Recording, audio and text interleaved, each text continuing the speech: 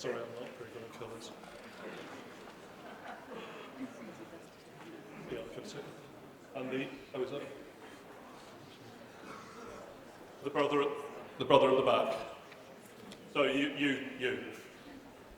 What's that, Tony, it is. Okay. Thank you. You have 2 minutes. I'd like to say that we support the 50-50 split. Sorry, can you say who you are? Sorry, I'm Jenny from Manchester.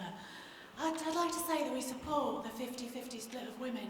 Anyone who is female has grown up in a society where every single document they're taught from refers to man. And he's constantly, we still haven't got equal pay.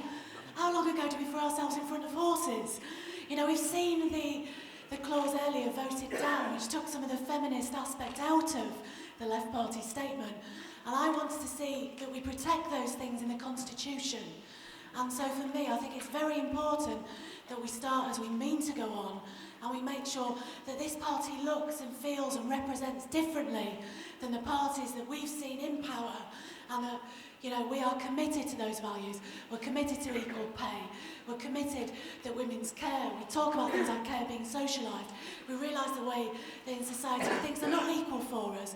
And I think if we don't have that on our representation, there will be a lesser party for it. So please support the 50-50 split. Thank you.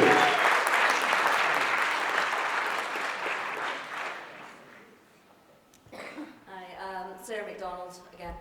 I'd actually like to oppose the 50-50 split, having experienced it firsthand in the Scottish Socialist Party days and seeing actually what happens with that. It does not lead to necessarily the best political leadership. It does not lead to people being in these positions on merit, which essentially is what we want. We want a leadership that is based on politics, ideas, people that can actually strong thinking political leaders. Now, there's absolutely no reason why that can be 60% women, 50% women, 40% women, 30% women. That's not the issue. As the comrade said, moved the amendment to delete Part D, what we're actually looking for is for people to be there on their politics, to be elected only on their politics, not on the colour of their skin, not on whether they are disabled, not on whether they're transgender, nothing else. Their politics alone should be the deciding factor. The problem, and it is true if we look around the room, the problem is that within politics, within the union movement, within the left, within bourgeois politics as well, women are underrepresented. That is true if you look around the room. However, tokenism and placing into quota systems does not actually do anything to address this. In fact, it can in some ways make the situation worse, because you end up in a situation where you are often elected because you're a woman, and that is in many ways patronising the women that are there. Thank you. For the women that are there actually on their own merit, that people can say, oh, you just got elected because you're a woman, you just got this because you're a woman. We are not looking to create quota systems based on anything. We should be fighting for genuine politics, for the best people to be developing the politics, for women in the organisations to be developing politically. Yes, absolutely. But that's not done through imposing quotas. Thank you.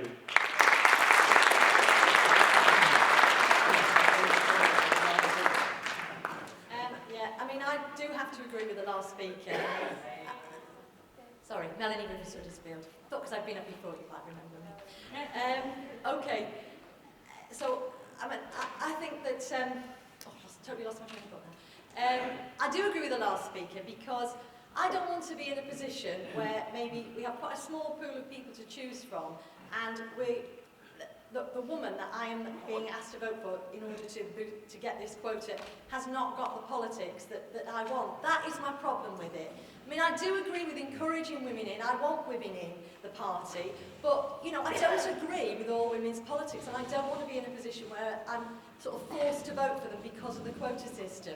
However, having said that, if we don't, if people don't agree with me, then I would say maybe the 40-40 would be a fallback position to that, because, obviously, you have got a little bit more leeway there. The other thing I'd like to say, if we do put this quota thing into the Constitution, then I really oppose having a women's caucus as well, because that would just have, you know, more representation for women. Now, I know we're all going to clap now, but, you know, I don't think we need a women's caucus if we do have that sort of representation. I don't think we need a women's caucus at all, actually, because I think most women here today are quite articulate, and it's much better to be involved in the whole debate with men. All feminist issues are everybody's issue. They're not just women's issues. You know, it's about part-time working girls. 30 seconds. All in it together.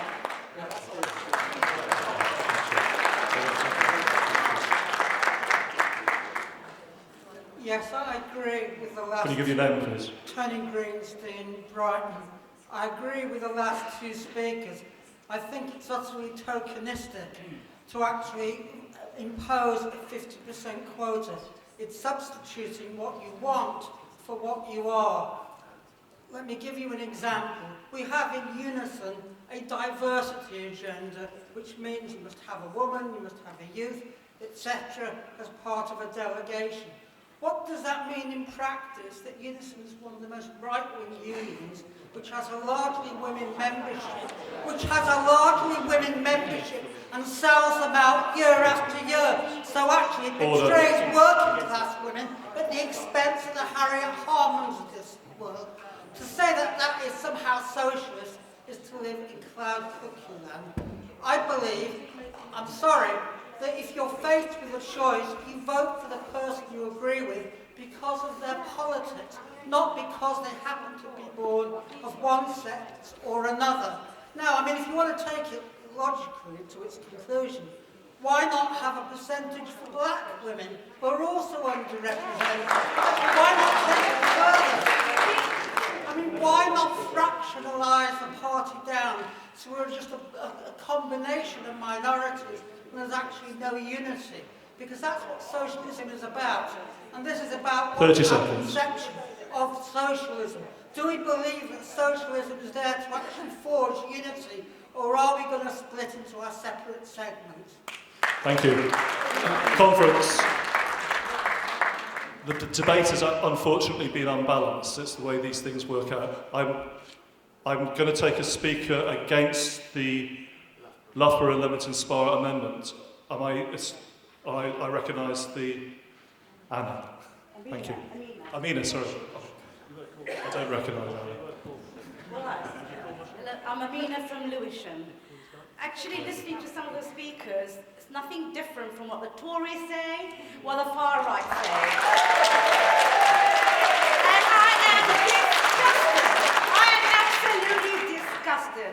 We do have to look at, we are supposed to be representing the tribunes of the oppressed.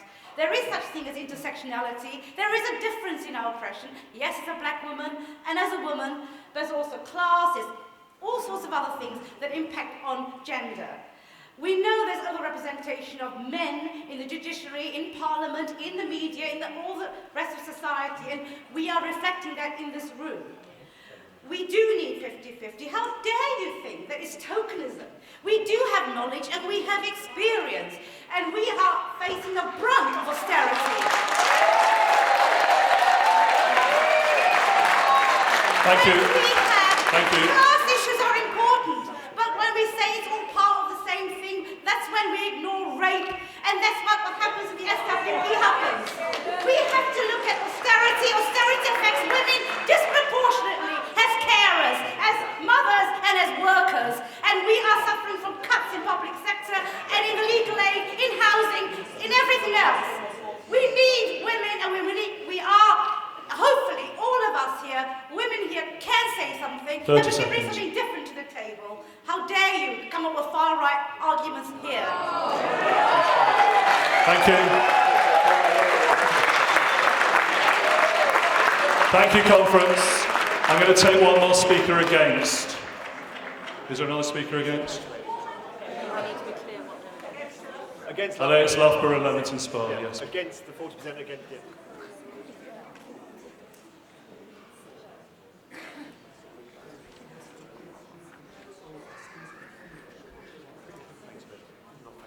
Hello, I'm Seymor. I'm ex-NUT, but an individual member. I haven't joined a Left Unity group yet, as I live in a place which is quite far away from my nearest one. I'd just like to say that I don't find women's quotas and women's sections patronising at all. It's about positive action. I'd like to say that we are not there yet. I've been doing this and going on about this for the last 35 years. And I remember a shortlist in one of the Manchester East seats during the late 80s when they had an all-women shortlist, and they had 5 absolutely fantastic candidates because they made sure they went out and looked for them. Yes, we need encouragement, 100% encouragement from men for all underrepresented groups would be welcome.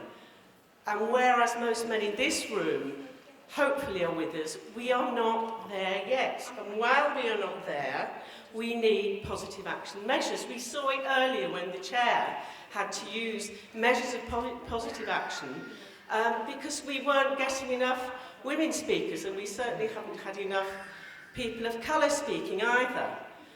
No man in this room can know how it feels to listen to 10 or 11 men speaking, and then one woman, and then back to the same old story. 30 seconds. We are sick of it.